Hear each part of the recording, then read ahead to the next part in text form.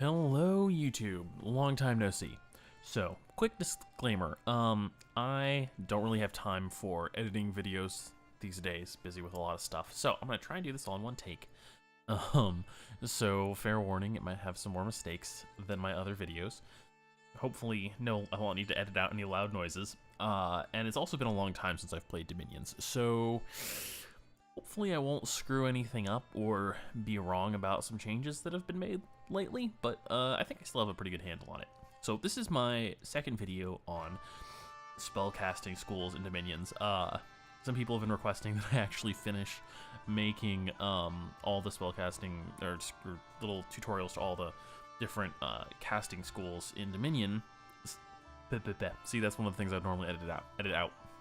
All the casting schools in Dominions, because I made one, and I guess some people liked it, and then I didn't make any more videos ever again. So, we're going to talk about Alteration. Hopefully it'll take less than 30 minutes. So, let's look at level 1 spells, because Alteration actually has a lot of gems in the first 3 levels of research. Let's see. Aim. Here, this is the first one we're going to talk about, right?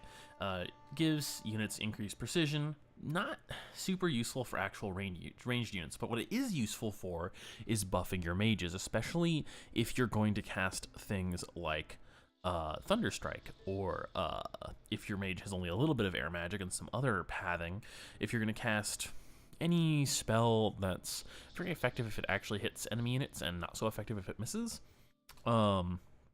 You know, maybe fireballs aren't really the best example, right? Like fireballs are an example of a spell that it doesn't matter too much if it misses, right? Because oftentimes what you do with a heavy fire army is you fatigue out enemy troops by just coating the battlefield in a larger area of effect, heat fatigue effects. So that's a time where aim is not as important, but with lightning spells, it's a little bit more important to be on target because whatever you actually hit is going to die horribly, which you want. And there are other types of spells that don't have like a larger fatigue radius on them, like Thunderstrike and Fireball do, but there are other useful spells that don't have perfect accuracy, and you might want to increase the accuracy of those. Not a super powerful spell, but can be subtly useful for a large amount of the game.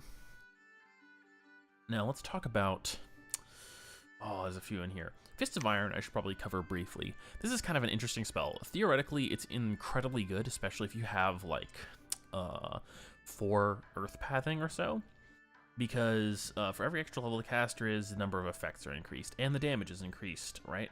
So you get +1 damage, which is blunt magic damage, pretty good, for every extra path of earth you have, and you also hit an extra time. So at like 4 earth, you do an incredible amount of damage to one enemy. The thing is that this doesn't usually get cast, right? If you script this the first round and your caster is out of range of hitting anyone, he's not going to cast it because he's out of range. He'll do whatever the hell he wants. So generally, it's just kind of up to the AI whether or not they want to bother casting this and instantly give their opponent in melee range, which often doesn't happen.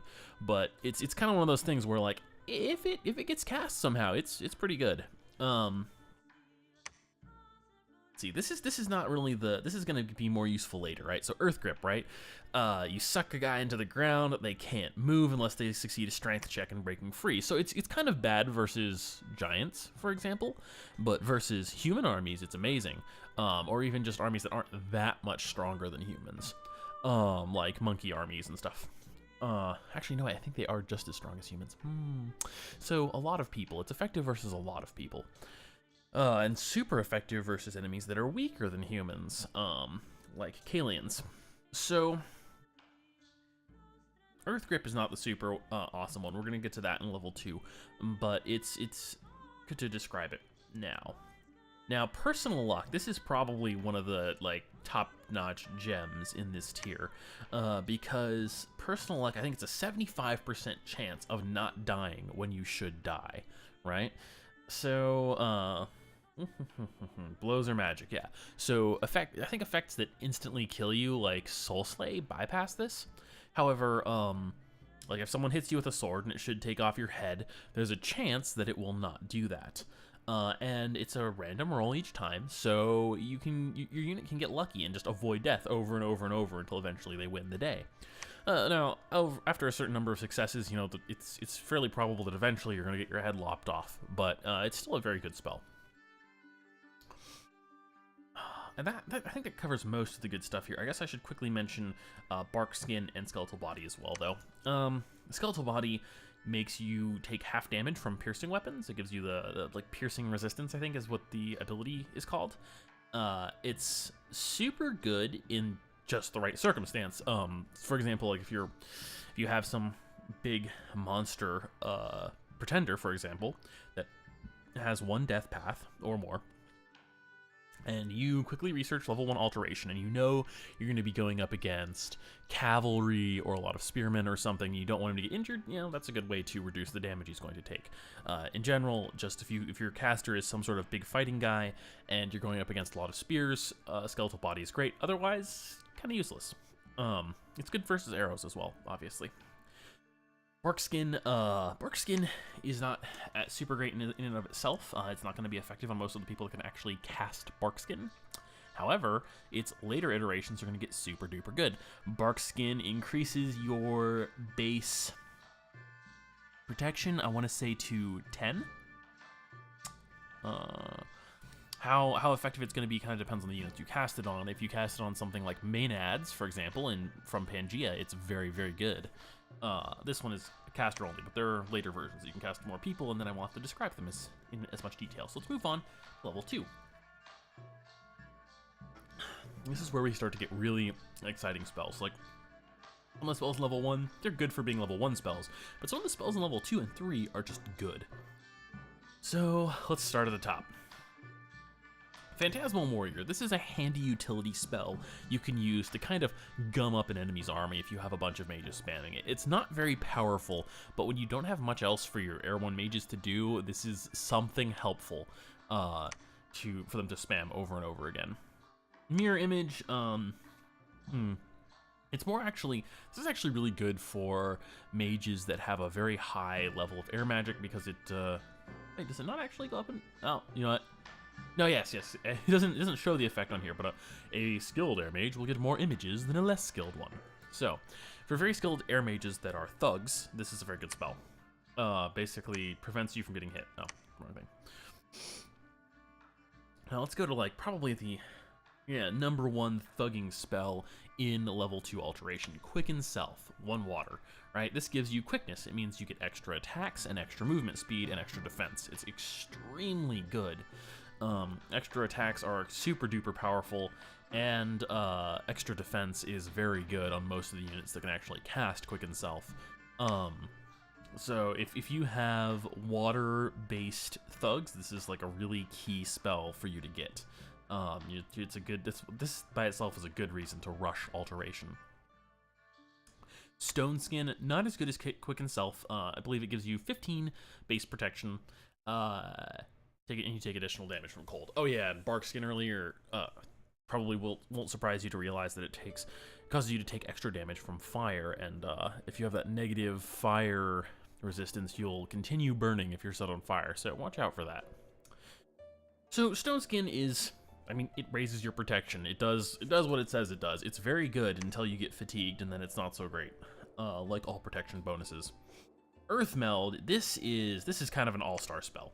This is different from a lot of the other low-level Alteration spells, in that it's not good for thugs. It's good for masses of casters, like Middle Age Agartha can really make this spell shine. It's the same as what we looked at earlier, Earth Grip, I think it was. Affected troops are sucked into the ground, and they have to make a strength check to struggle free. So this is really good because if you have mages with, say, Earth 2 or 3, and then you cast summon Earth Power, right? They're going to be able to cast this spell fairly efficiently, even though it's got this high base fatigue cost, and they're going to be regenerating their energy. And the thing is, when you suck someone down and then get them stuck in the mud with this spell, they're really easy for your other troops to kill. So you just bog down like huge chunks of their army, break up their formation with this, and you let your regular troops do all the hard work. The area of effect is pretty large. Precision is low, so what you want is like 10 mages just casting this over and over and over the whole battle. And you want to have your hopefully fairly high damage troops wade in there and just slaughter the enemies before your mages before your mages fatigue out and the enemy has a chance to recover. Alright, I think this covers all the really good stuff here. We could mention like cheat fate and weakness and other spells, but these are kind of niche.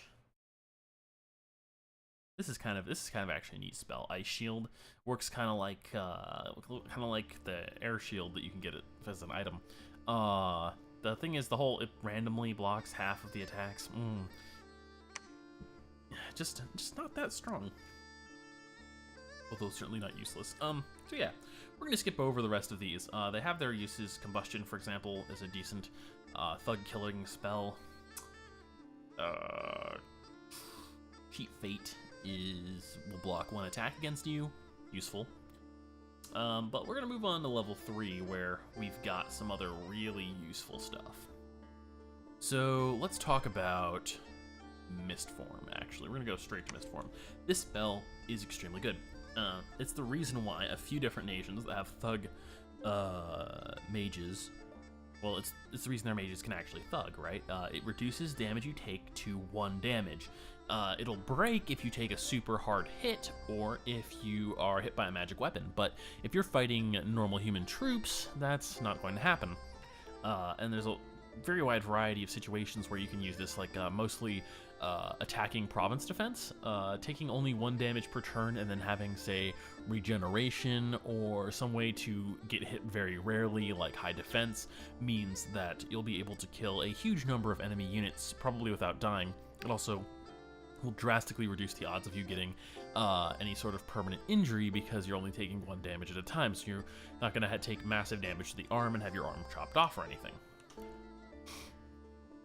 There's a later version of this spell that will cover your entire army, and that's really like a battle changer if the enemy doesn't have some way to combat that.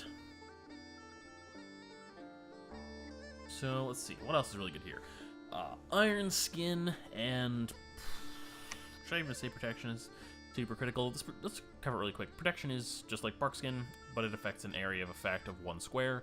Not super great yet, but it will get better. Still potentially useful if you have access to it for other reasons, but you're probably going to the more powerful version down here, Wooden Warriors. So, Ghost Wolves, this is essentially just like Phantasmal Warrior, but slightly better and higher level, and takes 3 air to cast. So, I'm not super enthusiastic about it, obviously. Iron Skin is actually pretty good. This brings up your protection to 20 and makes you take additional damage from lightning.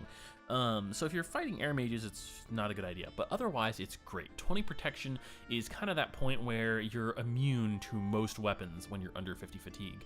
So for a lot of different mages, this will allow them to thug without really having any more armor, as long as they also have like regeneration or decent defense or something like that. It can also protect your casters from a variety of magical attacks. For example, if you can cast this before someone drops Rain of Stones on your mages, having 20 head protection will usually save you from dying to Rain of Stones. Getting hit in the head still, that's 24 damage. I believe it's double to the head, yeah. So there's still a decent chance you'll be horribly injured, but it might not wipe out all your mages in 1 or even 2 turns. And you're not going to get hit in the head every single time. So it's very useful for that reason. This is luck for casting on a variety of units. Very hard to make good use of it, but like with a lot of buffs in Dominions, if you can manage to land a lot of buffs on some very elite sacred units, the power of those buffs can go up substantially. I once managed to defeat a army of like 70, I want to say, triple blessed cavalry. You're playing a game we titled King of the Bads, where we all played weaker early age nations like Airmore and Marverni. And so I had my Marverni Boar Warriors, and they were only single blessed, and I only had like 10. But I was able to fight off like 70 cavalry with triple blessed. How did I do that? Well, I had some mages with me, and as they do, mages tend to turn the fight. And I got Mist Form and not Iron Skin, but Luck and a few other protection spells off on my units, and so I think I had Quickness as well. I can't remember what the full suite of spells I had available to me were with the not Arch Druids, they're called like something else Druids, but I had the Druid guys with me, and I had a decent breadth of different spell options to buff my dudes, and they were all super duper duper hard to kill. So the cavalry crashed into them, didn't really do any damage, and then got hacked to pieces. So it went pretty well for me. The thing is that oftentimes your buff spells will go awry, they'll get cast on the wrong units, the AI will cast it on themselves instead, and you know, it can mess things up. It also can be hard to keep your units around long enough to buff them all. I did it in this case by putting out some chaff units to slow down the cavalry, and I had my sacred units protecting the commander, so they were all clustered around these mages in the at the far back of the map, and so the mages got to cast buffs on them for like 5 turns, which is pretty unusual. But if you can arrange something like that, it can potentially turn a fight in your favor.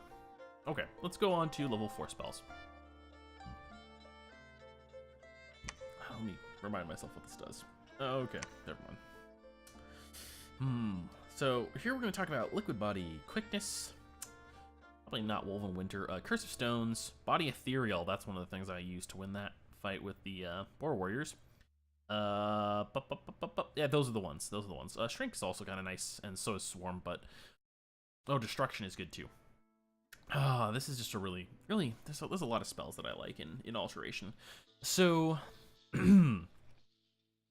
oh, I shouldn't forget Wind Guide. So Wind Guide is the battlefield-wide version of Aim. Aim is a little situational, Wind Guide just really good in general. Unless you have some reason you don't want your mages to be accurate, or you have no use for increased accuracy, then not so much. But all the rest of the time, you'd love to have this effect going on the battlefield on your side. Liquid Body is a little situational. It's basically useful because it will reduce the odds of your thugs getting afflictions, right? So you can cast this on your water thugs to reduce the odds of them getting afflictions. And I think they become resistant to blunt or slashing or both. The main thing is the reduced chance of permanent afflictions, which is very important for thugs because eventually they're going to accrue too many afflictions and they're going to be useless, and you have to put them out to pasture, get them killed, whatever. Quickness is useful for that buff strategy I was just talking about, where you want to buff some sacred units. I already told you why Quickness is good. This is just Quickness in an area of 1. And Case in Ice, water surrounding enemies. Oh, this is underwater only, and it's probably okay underwater. Probably. Temper Flesh. We don't care about this that much, do we? It's caster only. Ah, yes, physical damage as well as fire. It's kind of a neat one because it increases your protection and then also makes you resistant to fire instead of making you weak to it or weak to something else. Now, Destruction. This is important. Destroys enemies' armor, makes it fall to the ground in an area of effect 6. It's actually a pretty large area, so if you have a bunch of mages spamming this, you can destroy a lot of enemy armor. This is really important versus certain types of enemies. Not so important versus others, but really important versus certain enemies. For example, Ulm. Ulm is a great example of an enemy where you want to cast this spell on them because their armor is amazing, and they in part depend on this armor so that they can cast into their own troops without killing their own troops as often as they kill your troops. So if you cast Destruction on them, they'll probably be taking more friendly fire, and they'll also be weak to your own spells and units. Curse of Stones. This is another spell that's great versus heavily armored units, because heavily armored units tend to have very high encumbrance, and if they have very high encumbrance, things that increase fatigue on them get even better. Again, Ulm has low magic resistance Ulm has low magic resistance as well as one of their national quirks. So casting a spell on encumbrance 7 units that have low magic resistance that can only be prevented by magic resistance is very good, and you'll cause your enemy's units to fatigue out quickly. If you bog down an enemy army with this and then also have other effects that increase fatigue, you can easily get someone's entire army to pass out and then get slaughtered by your army. It's a very powerful spell. This and Destruction really make level 4 like a great level for Alteration, although, I don't know, sometimes I feel like every level is a great level for Alteration. There are some dead ones later, I think. Body Ethereal, so this is a great one. Target's body becomes hazy and transparent, and they can pass through obstacles? Oh my god. Obstacles and non-magical weapons usually just pass through their body. So this gives you, I think, like a 3/4 chance, or a half, 50% chance? 3/4. I think it's a 3/4 chance. 4/5. I don't remember the exact odds, but basically, there's a good chance that when an enemy tries to attack you, they will simply fail to hit you at all. Again, magic weapons get through this, but if they don't have magic weapons, this is a fantastic ability. Probably I should throw in here that the solution to all these spells I'm mentioning, like Mist Form and Body Ethereal, at least on a large scale, is pretty much flaming arrows. Flaming arrows makes all of your archers have magic weapons, and when you hit someone with Body Ethereal or Mist Form or these other like prevented or magic weapons dispel this effect things, it dispels the effect, and then your other troops can beat the crap out of them, assuming that flaming crossbows to the face don't kill a unit. Some people also get troops that actually have magic weapons, which is a very easy way to deal with this. Alright, rest of this stuff, not that great. The Swarm is interesting. It summons a bunch of insects that don't deal a lot of damage, usually 1 damage at most, but you can spam it to really screw up enemy casters if the enemy doesn't have a lot of troops to distract your little insect horde. Alright, let's go to number 5.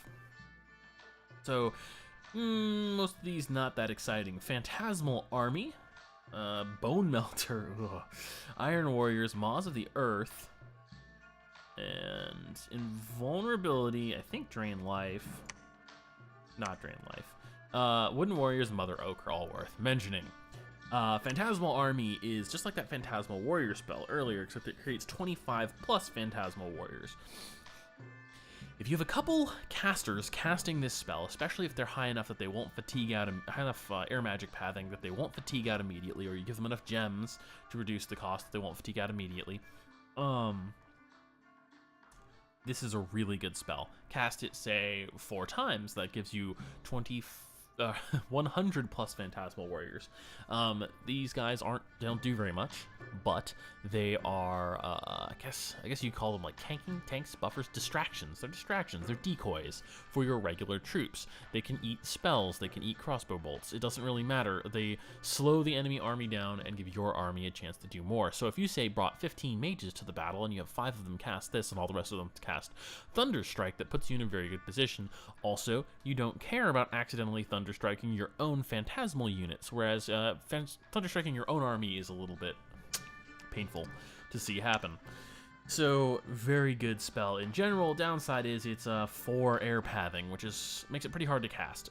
Some people, though, don't have a big issue with that, so if you're playing one of those nations, make good use of it. Bone Melter. This spell is brutal. Melts people's bones inside of their bodies. It's an Area 1 Soul Slay. I haven't covered Soul Slay yet, so if you're actually just watching through my videos in sequence, you don't know what that is, but it kills stuff. 999 damage. There are a few things that can theoretically survive that, but yeah, if they fail the magic resist check, they're gonna die, and it kills a whole. It's just really good. 20 fatigue, affects an entire square. This will just destroy human units, especially tough human units. That's what you should be using this on. Human units where magic resist is going to be lower than their other types of resistances, like Ulm, again, you know, anyone with heavy armor or expensive sacreds that have other good attributes, but not that great magic resist, like 10 to 12 or less. Now, the big disadvantage is that 3 water, 2 nature pathing is rare. So if you do have mages that can cast this, that's great. You probably don't. So shrug. But if you can, it's a great spell. Please go to town with that. Iron Warriors. This is kind of interesting. Much better than Wooden Warriors and most other troop buffs. I mean, 20 protection. That's really good, and if it increases it by 3 if they're already above 20. So you can put this on your super tanky units to make them even tankier, and you can put them on chaff units to make them just absolutely abysmal to deal with. but it only affects area of effect 1, and we've already talked about the problems with buffs. And most of those problems are alleviated by the buffs covering a huge area, so you can just get them out of the way in round 1. Now we're going to go to Invulnerability. Okay, so this is another situational spell, kind of like Mistform, for certain thug units, right? Caster is made almost invulnerable from normal weapons. I believe it gives them the equivalent of 20 protection or 25 protection, but it's bypassed by magic weapons. So if you're a Death Caster and you don't have access to Iron Skin, you know, but you're going up against non-magical units, this is a great spell. Combine it with Soul Vortex and become an unstoppable god of death. Not literally, though, which actually matters in this game. So... Shit, did I bypass Maws of the Earth? I did. Alright, my bad. Maws of the Earth. Great spell, kind of situational because it takes Earth Gems and the fatigue cost is high. However, it's fairly long range. It affects a huge area of effect that goes up for powerful Earth Mages. And it's essentially Earth Meld, right, on a larger area that also kills people. So I think you can imagine why that's good, right? Armor-piercing damage that also roots people in place and screws them over if enemy units are in range to murder the crap out of them. But the fatigue cost is high, and what's it? It's like 3 Earth Pathing. It's actually pretty low pathing, to be honest. Alright, let's talk about this actually really quickly. This is a counterspell to very specific things, mainly arcane golems. Are they called something else in this? Basically, there are these golems you can make over in construction that have arcane pathing, and they can teleport around and be really pain in the ass things to deal with. And some nations use that as a thug strategy. Also, there's Middle Age Agartha that can make really, really powerful golems. This is your answer to that. Armor negating, massive damage, breaks their legs, but it only works on inanimate beings, which is not everybody. You can always search through the units that nation has available to it, see if they have any inanimate beings, and if you can use Shatter against them. If you can, have like 2 or 3 mages casting it, and you'll just completely obliterate whatever unit that is. So... oh, now we're on to Wooden Warriors and Mother Oak. These are great. Okay, so Wooden Warriors is a really powerful spell that's kind of the signature move of nations like Pangaea, where you have a ton of weak chaff units that you want to pump up. So area of effect 5 means you're going to catch a lot of human-sized units in this spell, and it gives them Barkskin. So Barkskin is not super exciting unless you're casting it on units like Maenads, right? If you're casting like crap loads of Barkskin, and you take 100 units that have 10 hit points and no protection, and you turn them into 100 units with 10 hit points and 10 protection, it just makes them really a pain in the ass to kill for normal units, and it can get to the point where you're fatiguing out the enemy army under a endless tide of corpses. So that's what it's useful for. It's a great spell, but don't take my word for it. Try it out. It's awesome. So, Mother Oak. Mother Oak is, well, I don't need to say that much about it. It's the nature enchantment. You get nature spells every turn. A lot of nations rush it because it's one of the easiest global enchantments that gives you gems that you can rush, and nature gems are one of the best types of gems to have. So, that actually kind of sums that up. Okay, level 6. Now, this gives us a couple things we need to talk about. Frozen Heart. Do I need to talk about Wave Warriors? It's the same thing as that water effect earlier, except for an area of effect. It's kind of useful. I think we need to talk about Frozen Heart, Ironbane, Battle Fortune? Battle Fortune, probably Crumble. Oh, no. Battle Fortune. Shit, what's this one? Okay, yeah, Battle Fortune, Soul Vortex, Skeletal Legion, Darkness. This? Yeah, okay, no, this is the, alright. Okay, so Frozen Heart. Frozen Heart is an anti-thug spell. I'm trying to go faster because I know this video is already way too long. Armor negating cold damage. Like, here's this thing. It's magic damage, so it'll bust through effects like Mistform. It's cold damage, so some people will be a little less affected by it, but it's enough cold damage that most people will not be immune to it. It's armor negating. It's very low level to cast. This will just brutally murder the shit out of most thugs. Unless your thug has 20 cold resistance, I would not expect them to survive this.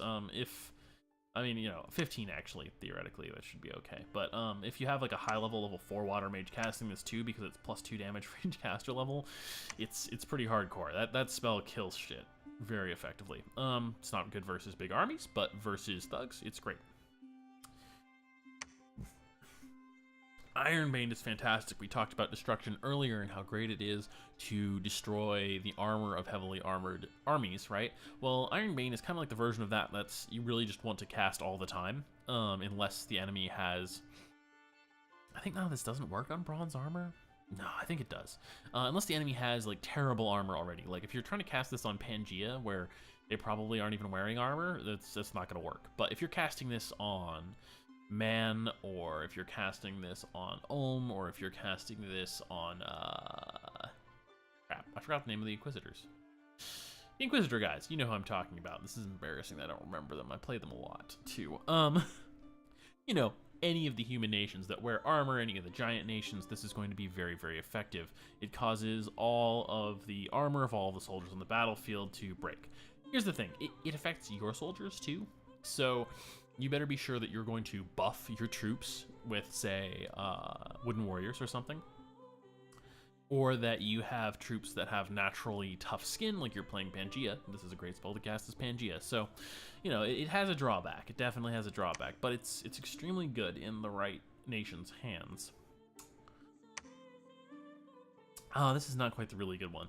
Battle Fortune, it gives luck to a large number and a large area of people, but it's not quite good enough to really be worth investing in my opinion. It has a even more powerful version we'll get to later that's pretty strong, though.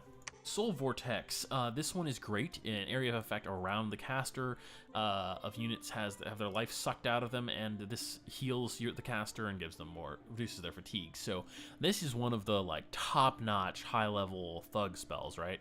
If you cast something else that makes you unusually tough and then jump into the middle of a group of enemies, this is going to keep your life topped off. As long as the enemies can't kill you in a single round, this will probably keep you alive while weakening everyone around you. So it's a really good spell. It takes 4 death to cast, so not everyone's going to be casting it, but if you get access to late game deathmage, late game deathmages like liches, right? You can summon liches, or if you're playing, I don't know, Lemuria or some other nation that gets huge death mages, this is a great spell. I believe, yeah, with items, Niflheim can do this stuff too. It's pretty good. Darkness, very situational, but situationally very powerful. Renders the whole battlefield pitch black, which reduces the accuracy and defense of units that can't see in the dark. So if you have an army of units that can see in the dark, like you're playing Agartha or something, they all have night vision 100. This is great. If you have some units that have darkness power, this is great.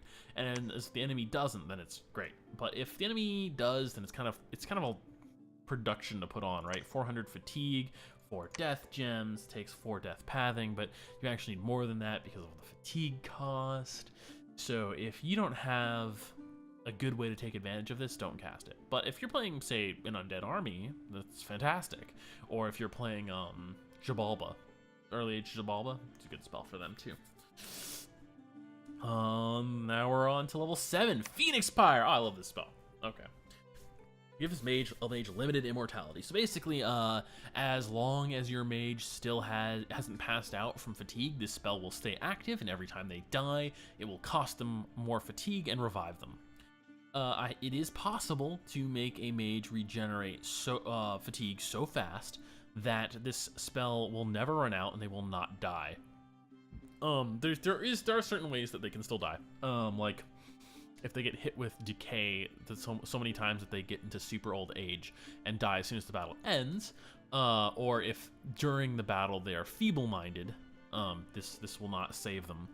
However, I have killed entire armies with a single mage who ended up with like no limbs or eyes or anything afterwards, but he died a few dozen times, and this creates a explosion of fire around you every time you die. So if you can die forever without ever actually running out of fatigue, you'll eventually just obliterate an entire army, assuming they're not immune to fire damage.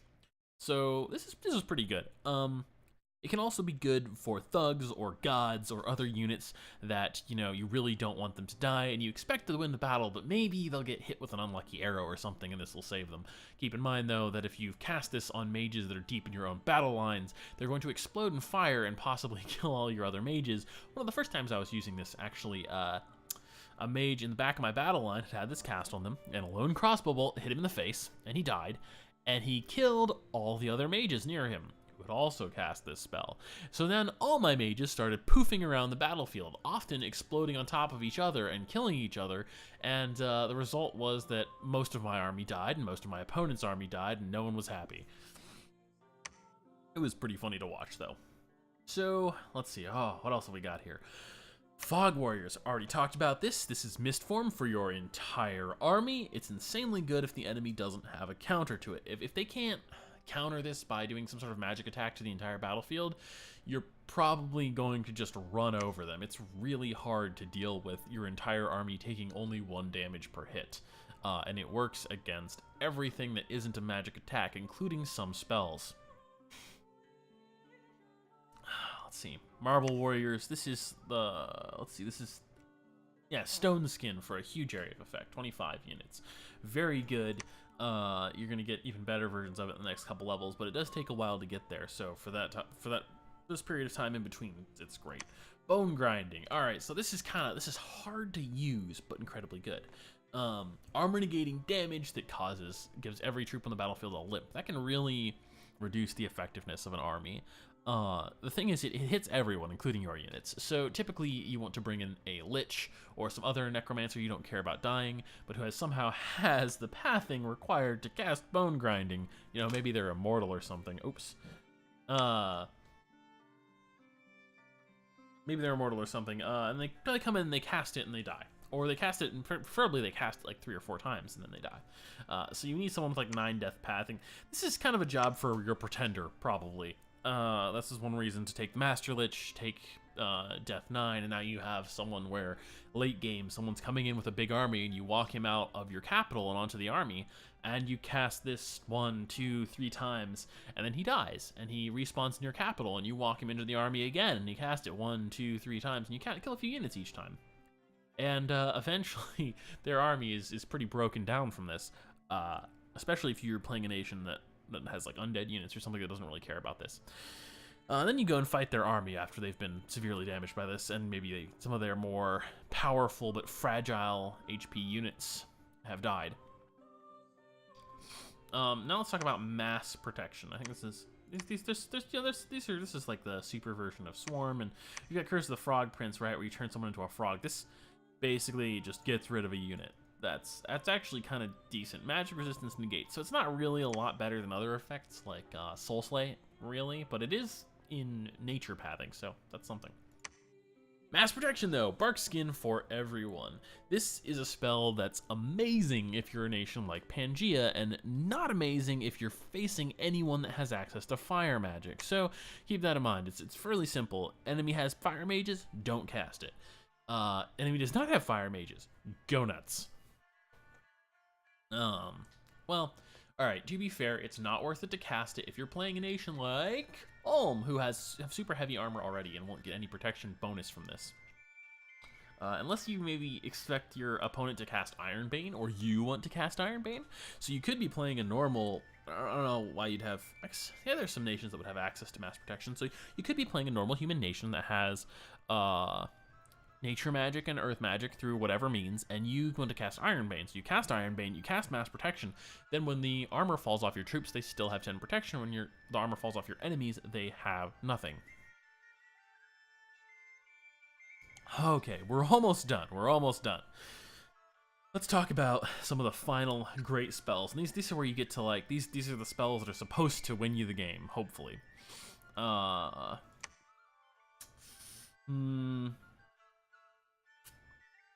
That's actually pretty underwhelming, as I recall. So, what's a really good one? The Fata Morgana. This is a little bit niche, but it's pretty decent. Phantasmal Warriors assist in local province defense. Like, it's kind of one of those things where like it's not so much bad as that like it takes 90 air gems and it takes like insane air pathing, and for all that work and being in Research 8, it's not very impressive. You get slightly better province defense. your enemies are probably going to plow through it anyway. So I think it makes people happy and does some sort of useful. The scouts being fooled by illusory armies, that's actually pretty nice, and everyone is happy. I think it increases something beneficial. You get more gold. I don't know. I don't remember what it is exactly, but it's still not worth it. Quickening. This is great. This is one of those spells, you know, we already talked about how good Quicken Self was earlier for thugs. This is Quicken Self for your whole army. Multiple attacks, really good. The one disadvantage to Quicken Self being up here at Research 8 is that you need some kind of army that can actually like really have a big impact by attacking fast, right? So not every army can actually do that. Not every army actually chews through enemies so easily. But if you've done something like, say, summoned an enormous army of Demon Knights, quickening them is very useful. Whereas quickening your army of Maenads is kind of pointless.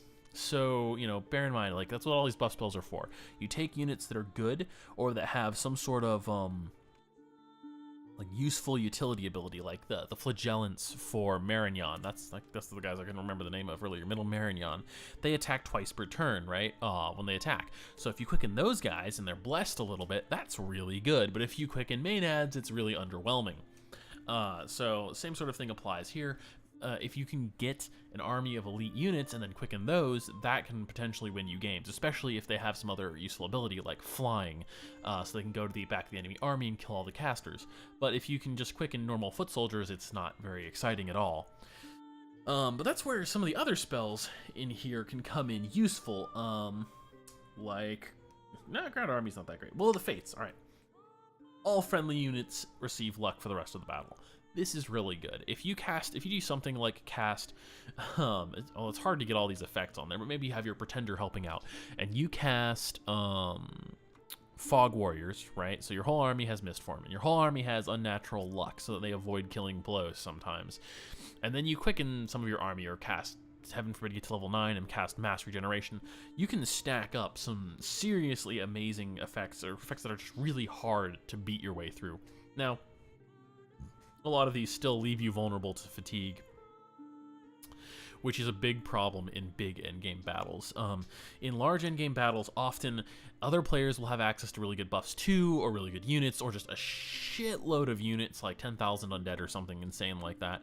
And so the battle will go on so long that both armies will kind of fatigue out and get stuck, and eventually everyone will run away from the battle because no one can win without some sort of battlefield wiping uber magic, which exists in spades. But it's still a really good spell. If you can, this Will of the Fates is also notable for preventing some of those battlefield wiping uber spells.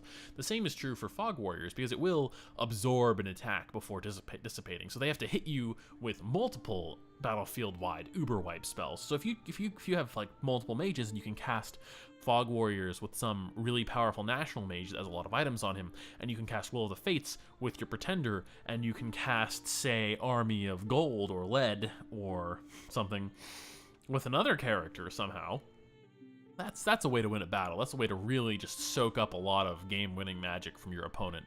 And then hopefully you can cast something great of your own, maybe Doom, or maybe something a little bit more disastrous for them, like there's like some Evocation Fire spell that like hits most of the battlefield. That's pretty great. And that's how you try and win those endgame battles. But it's definitely something you should consider, is the fact that their endgame battles tend to slow to a grinding halt without enormously murdery units in one person's army and not in the other. So something to keep in mind when you're planning out your like super buff win strategy, that you need to get past that in some way, typically by bringing units that kill the shit out of things or fly. By kill the shit out of things, I mean units that deal massive damage and have multiple attacks, and so that they'll wade into an enemy troop line, and even when the enemy troops have 20 protection and high defense, they're still going to murder the hell out of them. So let's see, where were we at? Will of the Fates, right. So Disintegrate, I mean, that's another Soul Slay spell. Polymorph is kind of, yeah, basically another Soul Slay spell for oh, actually, wait. Oh, that's right, Area of Effect 10. All right, I shouldn't discount Polymorph. I forgot. Polymorph is Soul Slay, kind of, because it turns your enemies into pigs. Well, Shockingly, pigs aren't super great at casting magic or fighting in battles, so technically they're still there, but they might as well have just been instantly killed in an area of effect 10 plus, which means that if you've got like a nature 5 mage spamming the hell out of this, it can actually be pretty gnarly, especially if the enemy does have a buffed to high hell elite troop line, as long as they don't have super high magic resistance, or you have like just stuffed this mage casting this to the gills with items that help him beat magic resist and increase his own caster level, which you can do. And you could also shoot. Isn't there? Oh no, there isn't. There's only a battlefield wide magic buff spell. Yeah. Okay. So finally we get to level 9. Honestly, I feel that level 9 is the least amazing level of all the levels of arcane spells. Every other level you get something pretty great for the level it's in. Level 8 is a little bit wishy-washy. I mean, Will of the Fates is not really as good as Fog Warriors. Polymorph is pretty good, but again, lots of high magic resistance probably available at this point. Fata Morgana, whatever. Liquefy, did I mention Liquefy? You turn people into liquid flesh, instantly kills people. Again, it's another like different type of area of effect, Soul Slay. So you get all this great stuff, and then Army of Lead and Army of Gold. This is basically Iron Skin for your entire army, plus a special bonus, right? Resistant to fire. It's fire resist 5 or increased magic resistance in case you want to make sure your units are not polymorphed into non-existence. I think the really exciting things are Wish and Army of Rats. Probably. Let me see if this is what I remember it being. Oh, I clicked on Underdark. Underdark actually can be really good for the right nation, but it's a little more situational. Yeah. Army of Rats. Actually, area of battle fright effect. Enemies are reduced in size, hit points, and strength. Especially if you want to kill enemies with magic, or they're already fairly large, so their defense isn't going to get boosted too much. That can be a pretty great spell. And Wish has... I could probably do an entire video on Wish because it's got a lot of niche uses. I recommend Googling how to use Wish and looking at all the different commands you can give and figuring it out on your own. It's a fairly complicated spell. You have to actually enter in commands about what you want Wish to do, and it has some various different uses. Mostly it's actually, even Wish isn't a super exciting spell for many nations, although one of the underwater nations can like use it repeatedly by wishing for more wishes, essentially. Which is a neat thing. But yeah, nothing in level 9 is really exciting. Army of Gold and Army of Lead are strong, certainly. They don't require that much earth to cast. The effect is very large. However, you already have access to the ability to buff most of your army with these effects and to do all these other powerful things like bone grinding and Will of the Fates and all that. So it's really the underwhelming level. But the really standout levels for Alteration are 1 through 3, because the spells you get in 1 through 3, or even 1 through 5, right? The spells you get in those first few levels of Alteration are particularly strong for the level that they are at. And because they're at a low level, it's easy to get them in the key part of the game where you can, like in the early game, or the first 3 levels of research, first 20 turns of the game, and that's when most people get knocked out. And then after that, you know, it's a fairly long slog to find out who really is going to win, right? But a lot of murder happens in the first 20 rounds. So you want to get stuff that's going to help you out immediately. And if your nation has the right paths, mostly earth and nature, but you know, there's some nice air and water in here as well, and not too much arcane or fire. If your nation has the right paths, Alteration can really make the difference between life and death for you. Some examples of nations that this is really crucial for are Pangaea and Niflheim, and most of the elf races that have air magic because they want mist form really badly. So that's Alteration in a nutshell, I guess. Obviously, I didn't cover everything. I'm going to try and finish the rest of these videos, and each time I'm not going to cover everything. Most of the spells that are generally considered useless do actually have, you know, edge case uses. You can often find yourself in really weird situations where you can use some spell you never would have used at any other time and have it actually be quite useful.